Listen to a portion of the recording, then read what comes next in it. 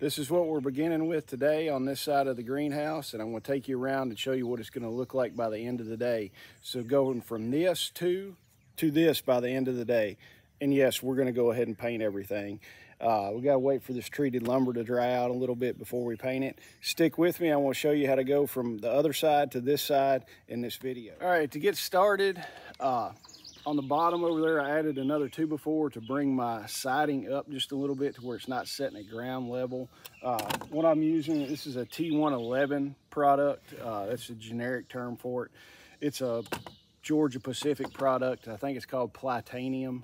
Everybody refers to it as T111. This is the 3/8 inch thick version. They make a 3/4 thick, but the 3/4 thick's kind of overkill for what we're doing over here. This stuff's about $27 at Lowe's, somewhere around there. But that's what we're using on the bottom and at the top of the greenhouse. We're attaching it with a narrow crown staple. These are 1/4 inch narrow crown finish staples. I've got a larger crown staple, but I couldn't find any staples. Those staples are 1.5 inches, and it's almost too thick once you nail through there. I don't want anything sticking out through the 2x4. So we're using the narrow crown staples. They're a finished staple. They're not going to show near as much as the bigger ones. But we'll take you around here and we'll start shooting this on so we can start putting windows in after that.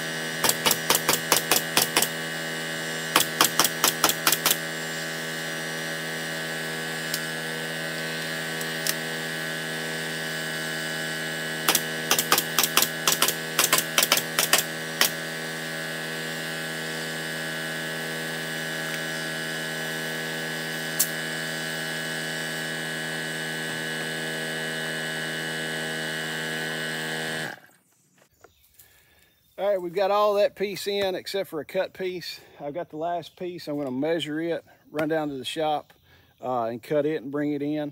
Time on that was about 7 minutes. So with an air nailer, you can really speed up. It got off just a little bit, but all my trim's gonna cover that. I'm not super worried about it. All right, we've got our siding down here on the bottom. So now what we're gonna do, these are a treated rough sawn 1x6. What it's gonna do is come in right here, and it's going to hold the windows in. And so what I can do, once I slide my window in, I can screw my window in from the inside. So what we're doing, I've got a 1-inch spacer block. So what I'm gonna do is set my 1-inch spacer block, and then I've got that just like that to where I know I don't have to measure. I can just slide my 1-inch spacer block down through there and not have to worry about measuring every time. And then we'll just screw this. I'll attach it with a finish nails just to hold it, and then I'll come back and screw it with a 2-inch deck screw. But what I've got up here, I want to run my top piece first. If we can get this up there, you can see this screw right here is to hold the other end. When you're working with one person, you kind of figure out some tips and tricks and stuff like that. But once my board will set like that, and then let's see if we can get this up here where you can see. There we go. All right. So I set my 1-inch spacer block, and then I set my 1x, and it's got set right there. And then you've got 1 inch at the bottom also. So what I'm gonna do is go down here to the other end and start attaching my 1x6, and then I'll finish nail it as I come down through with my 1-inch spacer block as a gauge. All right, now we're ready to put our 1x6 right here. But if you see, I've got a 3/8 lip, and I want everything on the same plane. So what I wound up doing on my 1x6, let me spin this. What I did on my 1x6,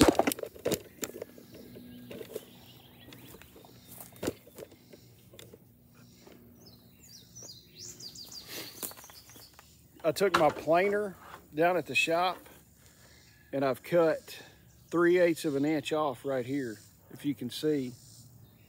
So then that way, when I slide this on, my ply will go in here and it'll still fit and it'll still be on the same plane. So I'm gonna set this up and then show you a side view of kind of what it looks like. All right, there you can go. You can see a side view of the 1x6 right here, and then where I notched it out with my handheld planer, and you can see your titanium, how it goes up in there, and then everything sets nice and straight and on the same plane. I've got my 1x6s in at the bottom and at the top, and now that's what's going to hold my windows in for right now until I can get my horizontal pieces in right in here. And I'm just going to run a 1x6 right down through there also. So what I'm going to do is go ahead and put the windows in, grab them, throw them all in the truck, and then we'll start putting windows in. I've got my outside 1x6s on that hold the windows in that I'm going to screw it into. You can see I've got a 1-inch lip right here at the top and the bottom to screw my windows into.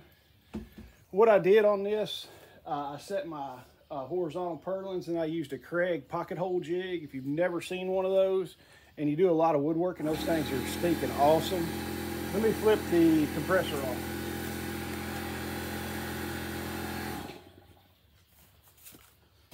Those stupid things will kick on when you're trying to talk, just like a daggum rooster. And it is hotter than a two-peckered billy goat out here today.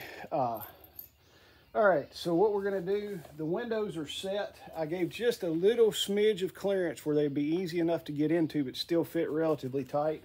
Like you can see right up here, you can see a little bit of daylight, but once I put my 1x6 on the outside, that's gonna seal all that up. So I'm not real worried about it.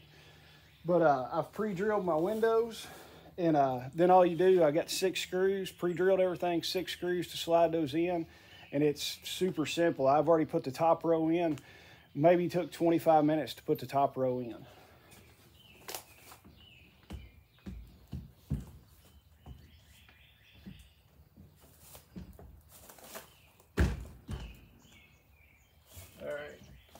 And that is just a smidge out, so I'm going to trim it real quick.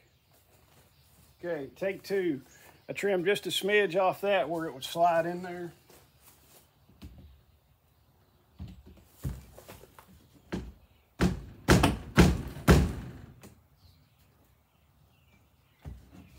And these just a smidge more. Just enough we can take it off with a pocket knife.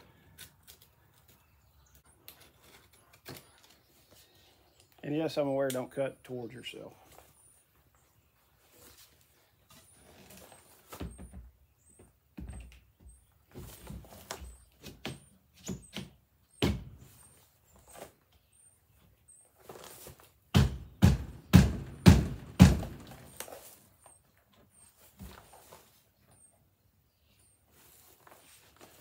Trim a little bit more. That's the way it usually goes. The one you decide to film is the one that gives you the most pain in the butt. I had to trim that one at the top because that window was set at a little bit of an angle. Don't know why, but we're gonna screw it in. 6 screws on this and it should hold pretty tight.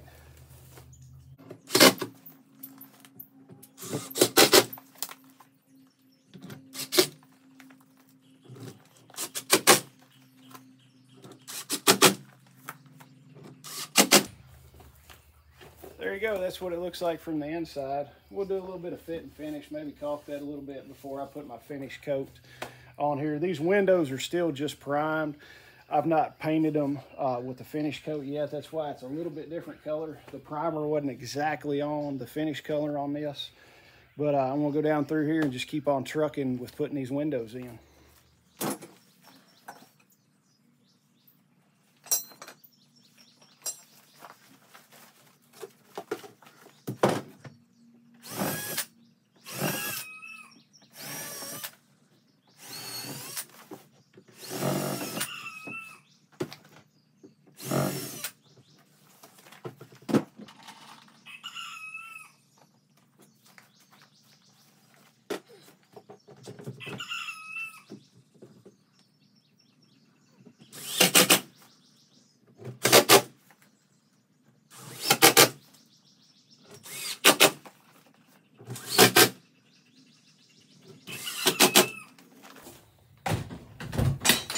And of course, the one I don't give any explanation to slides right in perfect. That's the way it always works.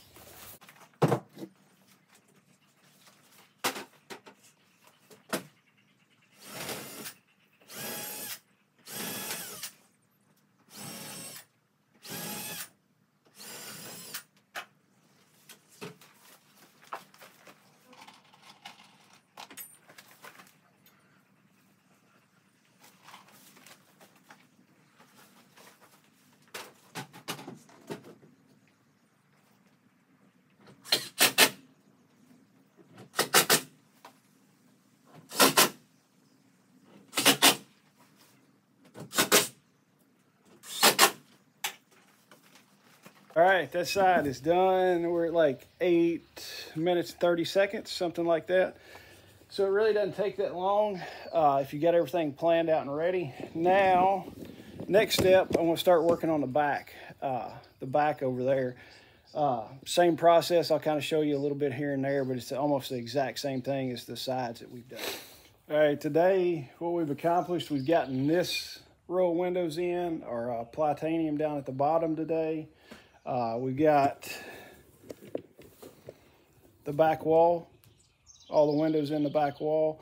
Let me take you around here and I will show you this window and that window are hinged to where I can let some ventilation through. And then behind me, we're gonna have a set of French doors to where when it starts getting too hot in the summertime, I can open the French doors up, I can open those 2 windows up and get a nice breeze because our prevailing wind comes from the back and comes through. So it'll ventilate everything nice. Let me take you over here and I'll show you how I did the windows. Windows are pretty simple. They're hinged on the outside. At the top, I've got 2 just plain hinges. All I did was take a bolt lock and you can lock them like that from the inside. I'm going to get the actuated struts and put a strut on each one. So then that way, once you unlock it, you can pull everything up and the shock actuators will hold it in. But I did this window, and this window here. So you can already open this up and feel a nice breeze coming through. I mean, it's nice because like I said, the prevailing wind comes from here and goes back through. And I tell you what, even with this thing not closed up, standing in here, it's probably 10 degrees warmer in here than it is just stepping right outside the greenhouse. Guys, I hope you've had a good time watching this video. Hopefully I can get this thing done pretty quick. I'm on the downhill slide of it, but I appreciate it.